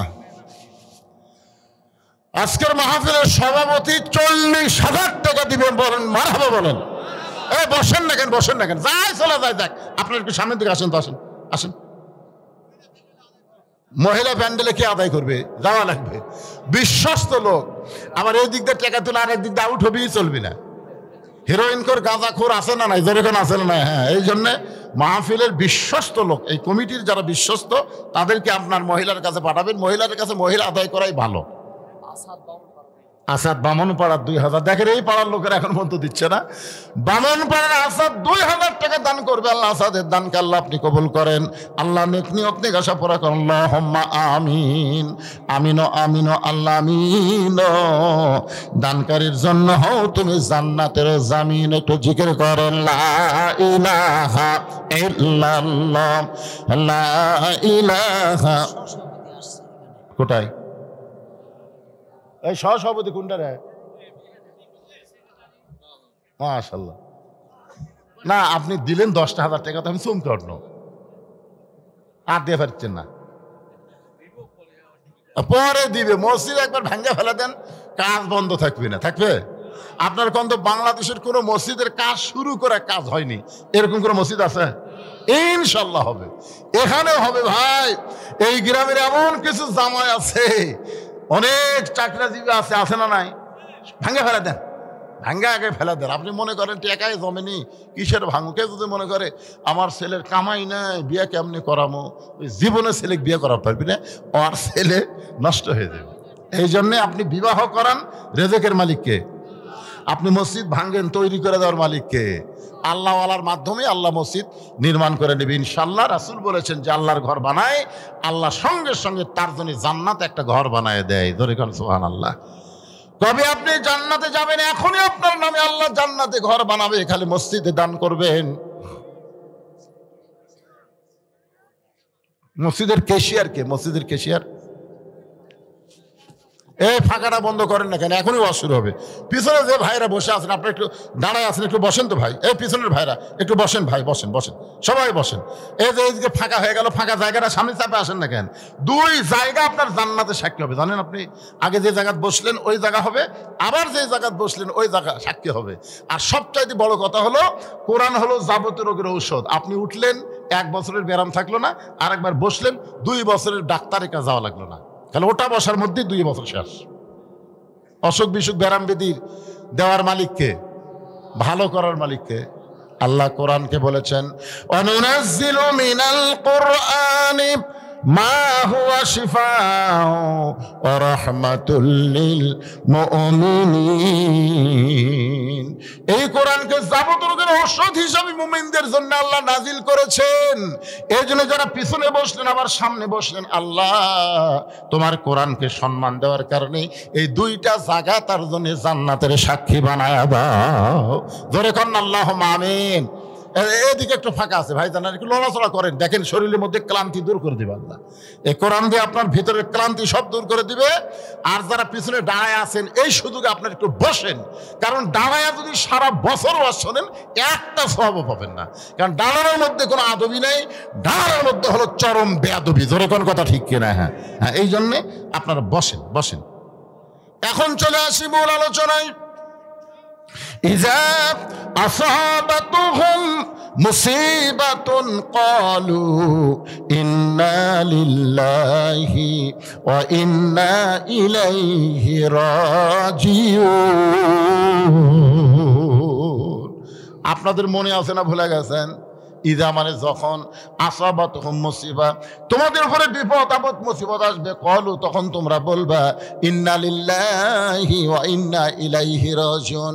ফাতেমা বলে, স্বামী গো, আমি মরে যাওয়ার পর আমার লাশটা খাটনি দিয়ে তুলবেন না, কারণ আমি ফাতেমা হিসাব করে দিয়েছি আমার খাটনি কান্দে নিবার গেলে 4 জন পুরুষ লাগবে। ধরে কোন কয়জন? আপনারা খাটনি নেওয়ার সময় দেখেননি কয়জন পুরুষ নেয়? ফাতেমা বলতেন হিসাব করে দেখলাম 4 জন পুরুষ কান্দে নেওয়ার মতন দুনিয়াতে আমার নাই। আমার বাবা যদি জীবিত থাকতো, মরা মেয়ের লাশের খাটনি বাবা কান্দে নিবার পারত। আমার হাসান হোসেন যদি বড় হইতো, মায়ের লাশের খাটনি কান্দে নিবার পারত। কিন্তু 6 মাস আগে আমার বাবা দুনিয়া থেকে বিদায় নিয়েছে। আমার হাসান হোসেন এত ছোট, মায়ের লাশের খাটনি কান্দে নিবার পারবে না। ওগো স্বামী, আপনি শুধু আমাকে কান্দে করে ওই জান্নাতুল বাকির পূর্ব কোণায় সবুজ রঙের একটা বাতি জ্বলবে, ওই বাতি বরাবর আমাকে দাফন করবেন। আপনি যদি আমাকে দাফন করতে কষ্ট পান, আমার কবর খুঁড়তে যদি আপনার কষ্ট হয়, তাহলে আপনার একান্ত বন্ধুকে বলবেন সে যেন গোপনে ফাতেমার কবরটা খনন করে দেয়। দুনিয়ার কোনো মানুষ যেন ফাতেমার কবরের খবর না পায়। হযরত আলী কাঁদতে কাঁদতে আবু যর গিফারির জানলার কাছে, আলীর বন্ধু হচ্ছেন আবু যর, ওই জানলার কাছে ছোট বাচ্চার মতন ফোঁপায় ফোঁপায় কাঁদতেছে। আবু যর গিফারি চমকে গেল, এই গভীর রাত্রে আমার জানলার কাছে কে কান্দে? দরজা খুলে বাইরে এসে দেখি পৃথিবীর শ্রেষ্ঠ বীর হযরত আলী ছোট বাচ্চার মতন কাঁদতেছে। আবু যর গিফার বলে, আলী ভাই, জীবনে কত যুদ্ধ গেলাম আপনার সঙ্গে, কোন যুদ্ধে আপনাকে পরাজিত হয়ে কাঁদতে দেখি নাই। হযরত আলী কোন যুদ্ধে পরাজিত হয়নি, জোরে কান কি হয় নাই? কিন্তু আজকে আমার জানলার কাছে এমন করে কেন কাঁদতেছেন? আপনার জীবনে এমন কি যুদ্ধ, যেই যুদ্ধ পরাজিত সৈনিকের মতন আপনি কাঁদেন? আলী বলতেছেন, আবু যর, জান্নাতুল বাকির পূর্ব কোণায় একটা কবর কর। আবু যর গিফারি বলে, আলী ভাই, এখন পর্যন্ত দুনিয়ার কেউ মৃত্যুবরণ করে নাই, মানুষ না মরলে কেন কবর খুঁড়ব? আর দিনের বেলা কি কবর খোঁড়া যাবে না? রাতের বেলা কেন কবর খুঁড়ব? আলী বলতেছে, আবু যর, একজন পর্দানিশী গভীর রাত্রে দুনিয়া থেকে বিদায় নিবে, সেই পর্দানিশী ওসিয়ত করেছে এই রাতের বেলায় তাকে দাফন করা লাগবে। আবু যর গিফার বলে, আলী রে, সেই পর্দানিশী কে? তার কি নাম তোমার মুখস্থ নাই? আলী বলতেছে, আবু যর, 6 মাস আগে আমার হাসান হোসেন নানা হারাইছে, 6টা মাস আগে আমার হাসান হোসেন নানা হারাইছে। আজকে গভীর রাত্রে আমার কলিজার টুকরা সন্তান তাদের মা হারাবে। কয় মাস আগে নানা মারা গেছে? কয় মাস? 6টা মাস হলে নবী বিদায় নিয়েছে। হাসান হোসেন যাকে পায় তাকে কয় আমার নানাকে দেখছে, আমার নানাকে দেখছে। প্রত্যেকটা সাহাবী যখনই বলে নানাকে দেখছে, সাথে সাথে চোখ ধরে চলে যায়। কারণ কি? রাসূল বলেছেন, আবু বকর, আমার হাসান হোসেন যতদিন আমাকে নানা নানা বলে খুঁজবে, ততদিন আমি কোন জায়গায় আছি এটা যেন তোমরা বলে না দাও। কারণ আমি হাসান হোসেনকে এত ভালোবাসি, এরা 2 ভাই যদি আমার রওজার পাশে গিয়া নানা নানা বলে চিৎকার দেয়, আমি নবী আর ঘুমায় থাকতে পারবো না, আমার ঘুম ভাঙ্গে যাবে। আপনার বলেন তো, আমাদের নবী কি মরে আছে?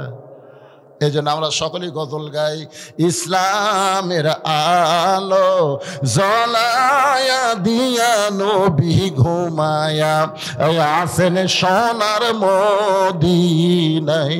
এই গজল গাইলে গুনাহ হবে? তাহলে সবাই একটু প্রাণ দিয়া মহব্বত দিয়ে সবাই একটু বলবেন, ইসলামের পতাকা উড়াইয়া দিয়া নবী শুইয়া আছেন সোনার মদিনায়। আবু জার বলতে চালি, ভাই নানা চলে গেছে 6 মাস আগে, তোমার 2টা সন্তানকে তুমি সামাল দিবার পারতেছ না।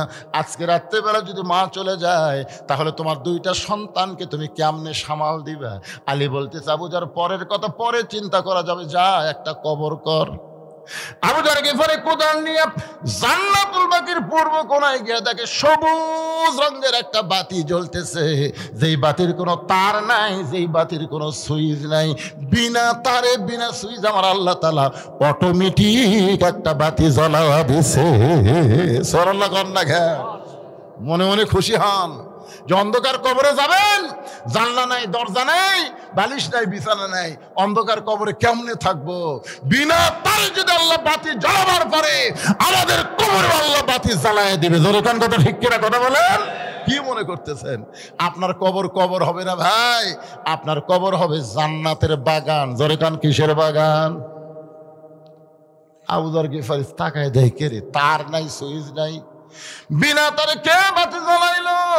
বাতির নিচে গিয়ে দেখে বাতির আলো গোলাকার হয়ে পড়ে নাই, বাতির আলো 4 কোণা হয়ে পড়ছে। 4 কোণা বোঝেন? আলো কিন্তু এটা গোলাকার, যেখানে আলো পড়ছে গোলাকার হয়ে পড়ছে, কিন্তু ওই বাতির আলো 4 কোণা।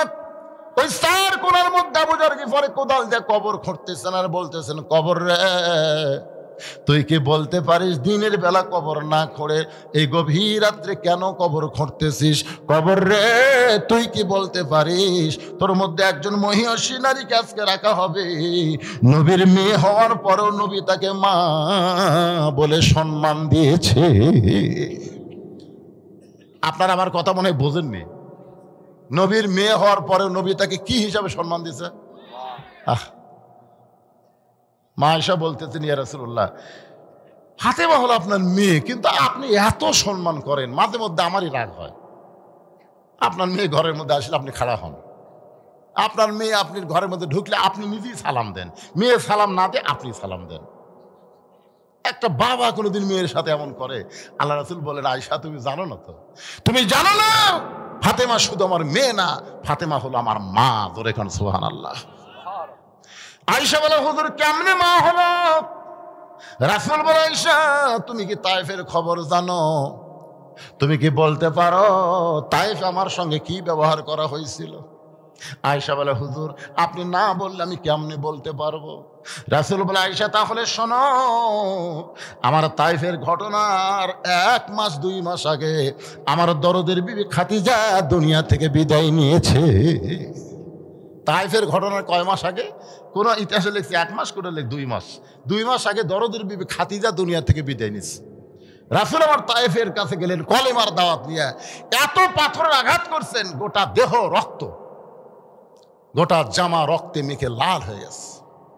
রাসূল যখন মক্কায় ফেরত আসলেন তখন খাদিজাও নাই, নবীর চাচা আবু তালেবও নাই, নবীকে আদর সোহাগ করার মতন কেউ নেই। মাথা নিচু করে নবী যখন ঘরের মধ্যে বসে আছে এতিম অসহায়, এমন সময় নবীর 3টা মেয়ে ঘরের মধ্যে ঢুকছে, একসাথে 3 মেয়ে। এক মেয়ের নাম হলো কুলসুমা, একটার নাম হলো রোকেয়া, আর একটার নাম হলো জয়নাব। 3 মেয়ে ঢুকে বলতেছে, বাবা আপনি তাইফে কেন গেলেন? এই কয়দিন আগে আমাকে মা মারা গেছে, আপনি তাইফে কেন গেলেন?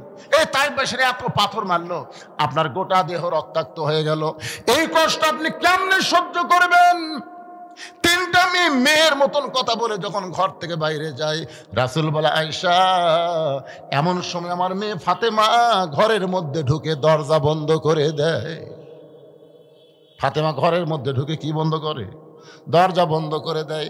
রাসূল বলে, ফাতেমা দরজা বন্ধ করলেন কেন?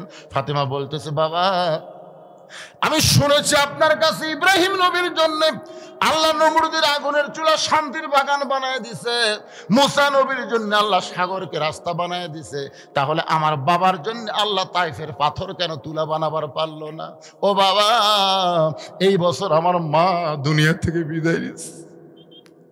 বাবা আপনার গোটা দেহে রক্ত, যদি আল্লাহর বাবা তাইফে যাইতো, তাইফবাসীরা যদি আল্লাহর বাবাকে পাথর মারতো, আপনি বলেন তো বাবা আল্লাহর কেমন লাগতো? আল্লাহর বাবা নাই, এই জন্য বাবার কষ্ট আল্লাহ বুঝবার পারে না, কিন্তু ফাতেমার বাবা আছে, এই কারণে ফাতেমা বুঝবার পারছে কত কষ্ট। বাবা বাবা গো, শিশুকালে মহিলা গেছে মা, গর্ভে থাকতে মরছে পিতা, আপনি চোখে দেখলেন না। কে করিবে লালন পালন, কে দিবে সান্ত্বনা, এই দুনিয়ার বড় এতিম নবী ছিলেন একজনা। ফাতেমা ঘরের দরজা খুলে বাইরে যায়। রাসূল বলে, আয়েশা রে, আমি মনে করেছি আমার ফাতেমা পাগলি হয়ে গেছে। আমি তাকায় দেখি বারান্দার উনানে পানি গরম করতেছে, জয়তুনের তেল গরম করে আমার ঘরের মধ্যে ঢুকে দরজা বন্ধ করে দেয়। আমি বললাম, ফাতেমা তুই আবার কেন দরজা বন্ধ করলি মা? ফাতেমা বলে, বাবা সন্তান যখন বড় হবে, ওই সন্তানকে গোসল করাতে গেলে দরজা খোলা রাখা চলবে না। আল্লাহ নবী বলেন, আয়েশা রে, ফাতেমা দরজা বন্ধ করে আমার মাথাখানা তার উরাতের উপরে শয়া দিয়ে আমার গায়ের পাঞ্জাবি জুব্বা খুলে যত জায়গায় তাইফবাসী পাথর মারছে, যত জায়গায় রক্ত বের হয়ে গেছে, ওই নরম কাপড় পানির মধ্যে চুবড়াইয়া চুবড়াইয়া আমার গোটা দেহ পরিষ্কার করে ওই ফাতেমার নরম আঙ্গুলের মধ্যে গরম জয়তুনের তেল নিয়ে যখন ক্ষতস্থানে মালিশ করে দেয়, আয়েশা রে, আমি নবী কখন যেন ছোট বাচ্চার মতন ফাতেমার উরাতকে বালিশ বানায় ঘুমায় গেছি। ওই ঘুমের ঘরে স্বপ্নে দেখি আমার মামেনা আমার শিওরের পাশে দাঁড়ায় কাঁদতেছে। এত বছর পরে মামিনারে দেখে আমি আর নবী না আয়েশা, আমি একজন হতভাগ্য ছেলে। মার হাত ধরে বললাম, মা আইছেন যখন আর আপনাকে যাবার দিব না। আমার স্বপ্নকে বাস্তব মনে করে মা আমিনার হাতটা যখন চাইপা ধরছি, এমন সময় ফাতেমা আমার কপালে চুমা খায়, ফাতেমার চোখের পানি আমার চোখের মধ্যে ঢুকে আমার ঘুমটা ভাঙ্গা যায়। আমি রাসূল বললাম, ফাতেমা এইভাবে তুই কেন কাঁদতেছিস মা? ফাতেমা বলে, বাবা আপনি মনে হয় স্বপ্ন দেখছেন বাবা, স্বপ্নে মা বলে আমার হাতটা চাইপা ধরছেন, এই যে দেখেন বাবা, এখন পর্যন্ত আমার হাতটা তো আপনি ধরে আছেন, ছাড়েন নাই। নবী কান্দের বলে, ফাতেমা রে, স্বপ্নে যদি তোর হাত মা বলে চাইপা ধরি তাহলে তুই শোনে নে, তুই শুধু আমার মেয়ে না, তোর চেহারার মধ্যে ফুটে উঠেছে আমার মা আমিনা। আবু যর গিফারি বলে, খবরদার বেয়াদবি করিস না, তোর মধ্যে এমন একজন মাকে রাখা হবে যার দুইটা সন্তান জান্নাতি যুবকদের সর্দার হবে। আপনার বলেন তো, ফাতেমার যে দুইটা সন্তান জান্নাতি যুবকদের সর্দার হবে, ইমাম সাহেবকে আপনাদের শোনাই না? শোনাই? প্রত্যেক জুমার দিন সানি খুতবায় বলে না এদিকের ইমাম, সাইদুস শাবাবে আহলুল জান্নাহ হাসান ও হুসাইন রাদিয়াল্লাহু তাআলা আনহুমা। এ যুবকের, এই তোমরাই বলো জান্নাতের যুবকদের সর্দার কে হবে, হাসান হোসাইন না মেসি নেইমার? আজকে অধিকাংশ যুবকেরা রাত 3টা পর্যন্ত মেসির খেলা দেখে, আর সালাত খায়রুন নাম শোনার সাথে সাথে ওই আর চেতন নাই। মসজিদের কালেকশন, মসজিদের উন্নয়ন, 2-4টা বুড়া মানুষ মসজিদে গিয়ে নামাজ পড়লে হবে না, যুবকদেরকে নামাজি হওয়া লাগবে। জোরে কোন কথা, ঠিকের কথা বলেন। হ্যাঁ, কারণ একমাত্র নামাজই পারে, একমাত্র নামাজ। ইন্না সালাতা তানহানিল ফাহশাই ওয়াল মুনকার, একমাত্র নামাজই পারে মানুষকে যাবতীয় খারাপি থেকে বাঁচাই দিতে। আপনারা বলেন তো, বুড়ার হাতে মোবাইল না যুবকের হাতে মোবাইল? এখন এই যুবকেরা রাত্রে মনে করতেছে বাপ ঘুমাচ্ছে, মা ঘুমাচ্ছে, জানলা দরজা বন্ধ করে এখন কম্বল, শীতের দিন কম্বলের তলে নিয়ে অশ্লীল ভিডিও দেখতেছে। কি ঘুমাইছে? কে ঘুমায়নি? আর কনা, ওই তো বাপ ঘুমাছে, মা ঘুমাছে, জানলা বন্ধ, দরজা বন্ধ, কে দেখবি রে? আর যদি 5 ওয়াক্ত নামাজে হয়, আপনারা বলেন তো 5 ওয়াক্ত নামাজ পড়ে এই ছেলে কোনোদিন মেসি নেইমারের সাপোর্টার আছে? কথা বলেন ভাইরে, একটু কথা বলেন। আপনার এলাকার 5 ওয়াক্ত নামাজ পড়ে এরকম কোন ছেলের গায়ে আর্জেন্টিনার জার্সি দেখছেন? না। এদের শালারা খালি ফুসকা মারে, জুমার দিনে শেষে আগে যায়, ওই শালারাই গাওয়াত দেয়। ফুসকা ফুসকা ফাওয়াইলুল লিল মুসাল্লিন। এরা কিন্তু নামাজে না, এরা আল্লাহর সাথে ঠাট্টাকারী। জুমার দিনে সবার আগে আসবি, সবার শেষে আসবি, সবার আগে বের হয়ে যাবি। আপনাদের মসজিদের খবর কি? কার জন্য মসজিদ করবেন? 5 ওয়াক্তের জন্য না জুম্মার জন্য? আগে সিদ্ধান্ত নেন। জুম্মার নামাজ আল্লাহ নবীকে আরশে দেয়নি। জুম্মার নামাজ মদিনা রাষ্ট্র হওয়ার পরে আল্লাহ নবীকে দিয়েছে। আর 5 ওয়াক্ত নামাজ লাইলাতুল মেরাজে আল্লাহ নবীকে আরশে দিয়েছে। ধরে কারণ সুবহানাল্লাহ। আপনারা বলেন আরশে যে জিনিসটা দিল তার দাম কম না বেশি? এই জন্য বলা হয়েছে মান তারাকা সালাতু মুতাম্মিদান ফাকাত কাফারা। সাহাবারা বললে হুজুর এটা কোন নামাজ? রাসূল বললেন এটা 5 ওয়াক্ত নামাজের 1 ওয়াক্ত নামাজ কেউ যদি বাদ দেয় আল্লাহর সাথে সে কুফরি করলো। বাইনাল আবদি ওয়াল কুফরি তারকুস সালাত। বান্দার কাফিরের মধ্যে পৃথক করার জিনিসটার নামই হলো নামাজ। যে নামাজ পড়ে সে আল্লাহর বান্দা, যে নামাজ পড়বে না সে হলো কাফের। মসজিদের উন্নয়ন মানে কি? মসজিদ দোতলা করা। মসজিদের উন্নয়ন হলো মসজিদের আশেপাশে সমস্ত যুবককে 5 ওয়াক্ত নামাজ মসজিদে আদায় করা।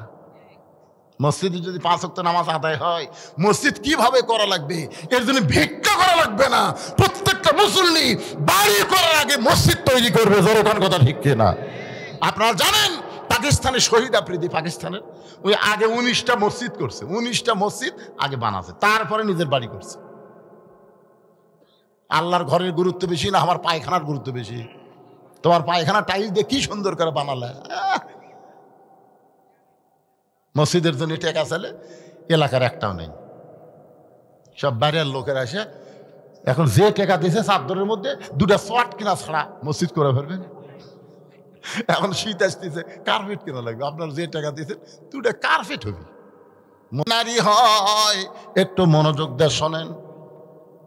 আবু যর গিফারি বলতেছে খবরদার বেয়াদবি করবি না। তোর মধ্যে এমন একজন বিবিকে রাখা হবে যার স্বামী হলো আসাদুল্লাহিল গালিব। এই কথা বলে আবার যখন কোদাল মারতেছে এমন সময় কবর থেকে আওয়াজ আসতেছে আবু যর, কার মা, কার মেয়ে, কার বিবি এইটা কবর দেখবে না।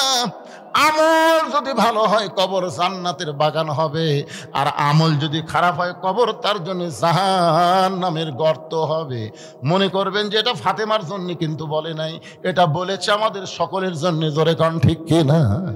অনেকে মনে করবে হুজুর এটা ফাতেমার জন্য কবর কইছে। না, ফাতেমার জন্য না, এটা বলছে যে মা দেখবে না, মেয়ে দেখবে না, বিবি দেখবে না, কবর দেখবে আমল।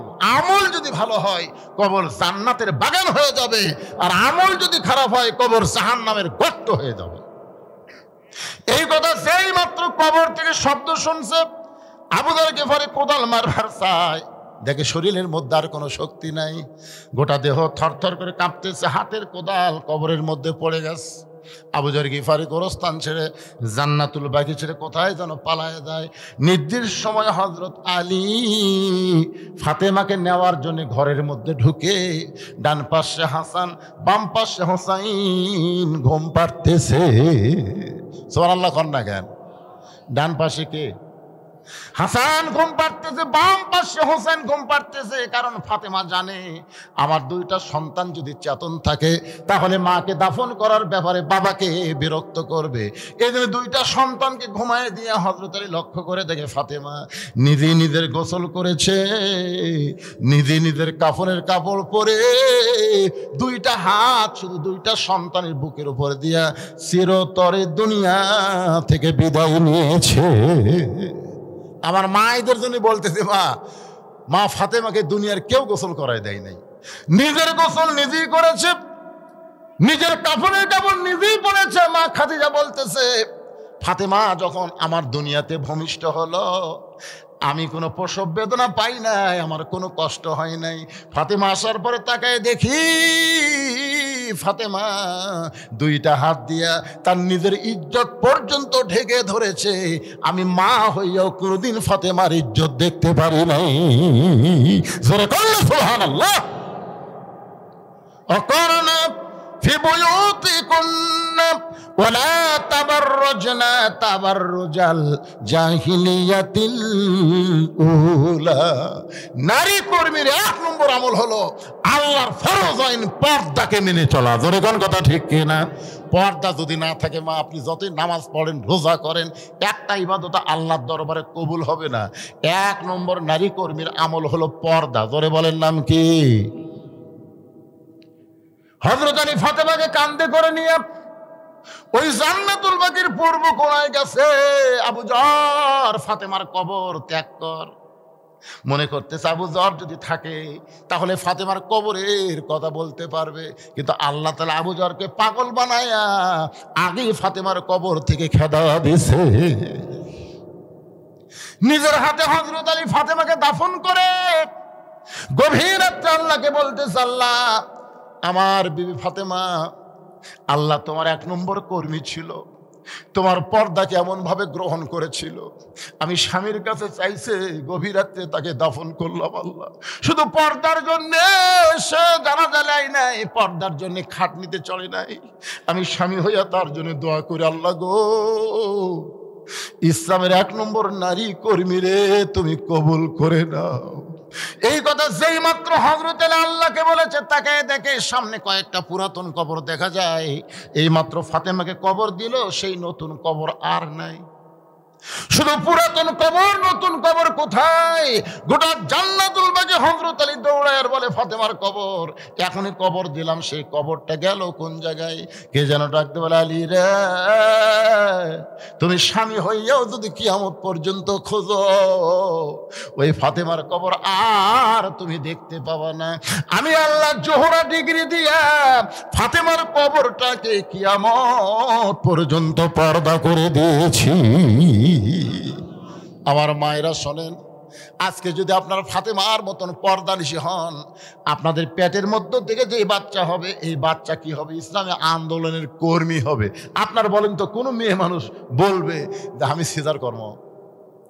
কে রে, সিজার কি মেয়ে মানুষ করে না মরদ করে রে?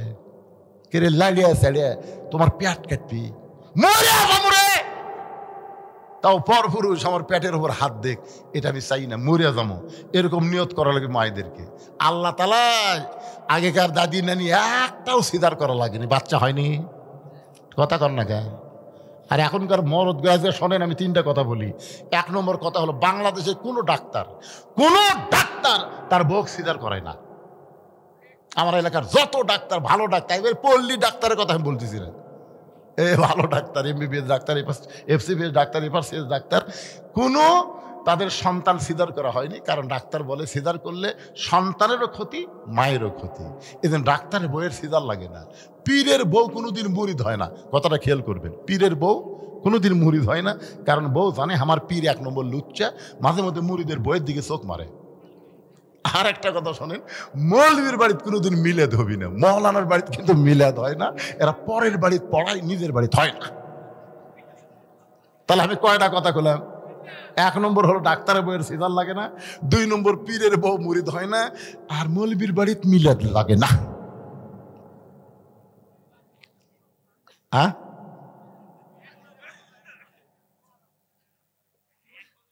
না ঠিকই আছে। আপনার বলেন তো, সর্বপ্রথম আমাদের নবীর হাতে কে ঈমান গ্রহণ করছে? খাদিজা নবীর কে হয়? চিন্তা করছে? পীরের হাতে বউ মুরিদ হয় না, আর নবীর হাতে সর্বপ্রথম বউ কলমা পড়ল। এই জন্য পীর ধরবেন না নবী ধরবেন? পীরের মধ্যে গোঁজামিল আছে ভাই, কিন্তু নবীর মধ্যে কোনো গোঁজামিল নাই।